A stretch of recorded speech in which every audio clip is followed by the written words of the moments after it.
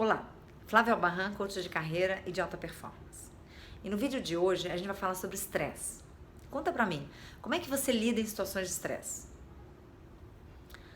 O nosso cérebro tem um mecanismo de defesa para lidar com o estresse chamado fuga ou luta. E esse mecanismo de defesa faz parte do nosso cérebro límbico, do nosso sistema emocional. E o que é fato é que esse cérebro límbico a gente herdou geneticamente lá atrás do tempo das cavernas.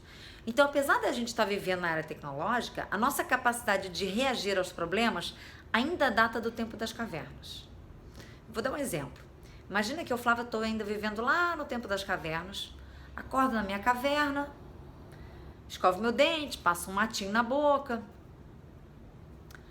e estou com fome, vou lá fora caçar. Não tem padaria, vou buscar alguma presa. Quando eu vejo a minha caça, o que eu faço? Ou eu luto e mato a minha caça, ou eu saio correndo. E essa é a forma como ainda hoje a gente lida em situações de estresse. Acontece que essa forma é meio dramática, lutar ou fugir, né? Não é legal. A gente precisa criar um mecanismo melhor para lidar com situações de estresse de forma calma, tranquila, sem fugir do problema, encarando o problema de frente. E a nossa forma como a gente lida com o estresse vai determinar se a gente tem um QA alto ou um QA baixo, ou seja, um quociente de adversidade alto ou baixo. O quociente de adversidade é a forma como a gente lida em situações de estresse. E o que é fato é que nós, brasileiros, crescemos numa cultura em que a gente, desde muito cedo, é criado a ter um QA muito baixo. Nós vivemos na cultura das novelas. E o que acontece na novela? A gente vê a novela e o personagem tem um estresse, o que acontece? Ele xinga, chora, grita, esperneia, esbufeteia, quebra tudo, não é assim? O fulano, ele encorna a mulher na novela, o que a mulher faz? Xinga, chora, faz tudo isso que eu acabei de falar. Se a mulher virasse pro marido e dissesse assim: Zé Roberto, você me corneou, e agora? O que a gente faz para lidar melhor com isso? Se ela fizesse isso, a novela acabava, não é mesmo? Não saía do primeiro capítulo. E se ela fizesse isso, não era novela, era filme. Né? Então, a gente foi acostumado a ser criado a desenvolver um QA baixo. Tá, mas então como é que a gente faz para desenvolver um QA alto? Primeira dica que eu quero trazer aqui é controle. Pessoas com QA alto, elas olham para um problema e elas veem que parte do problema elas podem controlar. O que elas podem fazer para influenciar, para mudar alguma coisa? E se elas não podem fazer nada ou mudar nada, elas pensam, tá, de que forma eu posso reagir ao problema? Então elas controlam as suas reações aos problemas. Então a pessoa que tem um QA alto e está no trânsito, tem um acidente, ela sai do carro, de forma civilizada, ela vai conversar com a pessoa que bateu no carro dela.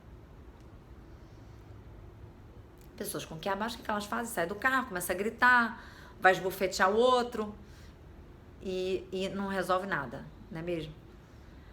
Pessoas com QA baixo, elas estão sempre procurando desculpas para os seus problemas e elas se vitimizam.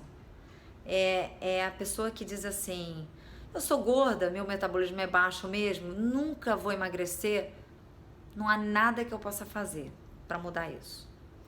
Ou elas dizem, pessoas sem MBA nunca vão chegar a ser diretor. Ou elas dizem, essa empresa não promove mulheres, então não vou fazer nada porque eu nunca vou ser promovida. Segunda dica que eu quero trazer é alcance. Pessoas com QA alto, elas olham para o problema e elas compartimentam o problema. Elas sabem que aquilo é apenas um problema e que aquilo não vai atingir as outras áreas da vida dela. Ao contrário de pessoas com QA baixo, que tem tendência a generalizar o problema e aquele problema atinge todas as restantes áreas da vida dela. Vou dar um exemplo de uma pessoa com QA baixo. O indivíduo furou o pneu. Ele diz assim: meu pneu furou, que droga, agora eu vou chegar atrasado no trabalho, meu chefe vai ficar furioso comigo, vai me dar bronca, eu vou ter uma performance baixa, não vou ganhar bônus no final do ano, minha mulher vai ficar furiosa comigo porque eu não vou pagar a hipoteca da casa e eu vou perder minha mulher e meus filhos. Isso é o que pessoas com QA baixo fazem. Então, se você tem um problema, Compartimenta o problema. Olha para ele. É apenas um problema.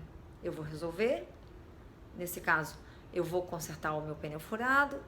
Vou chegar 1 hora mais tarde no trabalho, mas vai dar tudo certo. Terceira dica que eu quero trazer. Duração. Pessoas com QA alto, elas olham para um problema e elas veem luz no fim do túnel. Elas veem um problema como algo temporário. Elas sabem que aquele problema, ele tem um tempo limitado.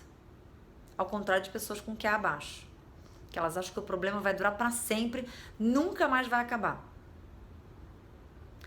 Tem um exemplo maravilhoso, lá da época do nazismo, um médico austríaco chamado Viktor Frankl. Ele estava num daqueles campos de concentração e o que ele dizia para si mesmo era que quando eu sair daqui, eu vou escrever um livro. E o que é verdade é que chegaram à conclusão que os judeus que olhavam para aquele campo de concentração e achavam que aquilo nunca mais ia acabar, que eles iam ficar para sempre naquele campo de concentração, eles morriam mais cedo. E realmente o Viktor Frankl saiu do campo de concentração e escreveu um livro. Por outro lado, essas pessoas que veem um evento com uma duração curta, o que acontece? O cérebro delas processa melhor a dor, então lida melhor com o estresse. Tem um exemplo também ótimo que aconteceu no Canadá. Eles fizeram uma experiência com um grupo de pessoas, viraram para esse grupo de pessoas e disseram assim, eles colocaram um balde de gelo e falaram, não, fica com o braço dentro do balde de gelo o máximo tempo que você aguentar. E aí viraram para o segundo grupo e disseram assim, vocês vão ficar com o braço dentro desse balde de gelo apenas por 30 segundos. O que aconteceu? O segundo grupo conseguiu ficar muito mais do que 30 segundos com o braço dentro do balde de gelo. E o primeiro grupo, em que lhes foi dito para eles ficarem o máximo que eles aguentassem, eles não conseguiram ficar nem 30 segundos. Por que isso? Porque o nosso cérebro processa melhor a dor quando ele sabe que a dor é temporária, né? Então, se você ficasse dizendo a si mesmo que esse problema ele tem um tempo limite, que ele vai durar pouco, você vai lidar muito melhor com o problema. Eu espero que você tenha gostado desse vídeo. Se você gostou, dá um like aqui, compartilha com quem você acha que vai gostar de receber um conteúdo desses e não deixa de se inscrever aqui no canal para você ficar sabendo quando eu subir um vídeo novo, tá? Um beijo, te vejo no próximo vídeo.